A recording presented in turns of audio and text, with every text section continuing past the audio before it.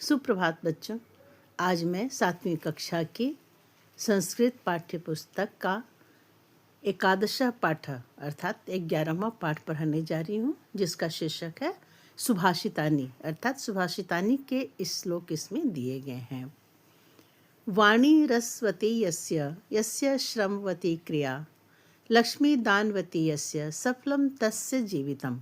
इसका अर्थ है कि जिसकी वाणी रसवती है, यानी जिसकी बोली में मधुरता है, जिसकी बोली से रस टपकता है, जिसकी वाणी यश देने वाली है, जिसकी क्रियाएं परिश्रम से भरी होती हैं, लक्ष्मी जिसकी दानवती है, मतलब जो अपनी लक्ष्मी को, अपने धन को ज़रूरतमंदों के लिए दान करता है, जिसके पास आई हुई संपत्ति दान करने वाली होती है, उसी का जीवन वास्तव में सफल होता है।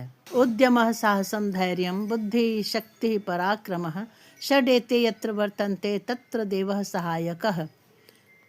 जहाँ मनुष्य में उद्यम मतलब मेहनत या परिश्रम, तो उद्यम, साहस, धैर्य, बुद्धि, शक्ति और पराक्रम, ये 6 गुण होते हैं, वहाँ ईश्वर स्वयं सहायक बन जाते हैं, यानी भगवान स्वयं सहायता करने के लिए पहुँच जाते हैं। इस श्लोक का भाव यह है कि मनुष्य के जीवन में सफलता केवल भाग्य से नहीं मिलती, बल्कि उसके अपने प्रयास और गुणों से मिलती है।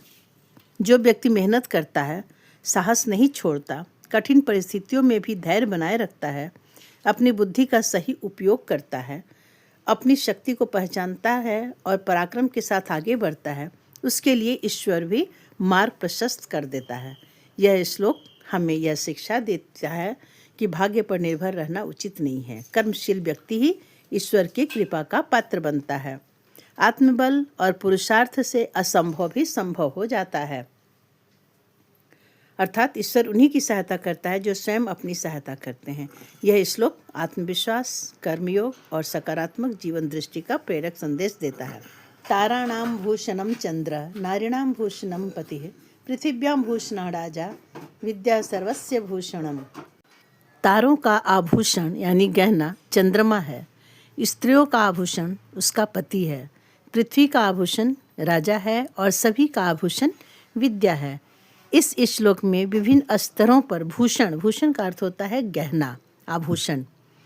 तो आभूषण का अर्थ बताया गया है। जैसे आकाश में तारों की शोभा चंद्रमा से बढ़ती है। कितने सारे तारे होते हैं, लेकिन जब तक चंद्रमा आकाश में पूरा नहीं दिखता है, आकाश की भी शोभा नहीं बढ़ती है। वैसे ही गृहस्थ जीवन में नारी की शोभा उसके पति से मानी गई है। यह विचार उस समय की सामाजिक व्यवस्था के संदर्भ में है। पृथ्वी की शोभा एक न्यायप्रिय और धर्मशील राजा से होती है, क्योंकि वही व्यवस्था और सुरक्षा देता है। लेकिन अंत में कवि सबसे महत्वपूर्ण बात कहता है कि विद्या अर्थात ज्ञान ये ऐसा आभूषण है, ये ऐसा गहना है जो सभी के लिए श्रेष्ठ है। यह न छीना जा सकता है, न नष्ट होता है, न ही समय के साथ कम होता है।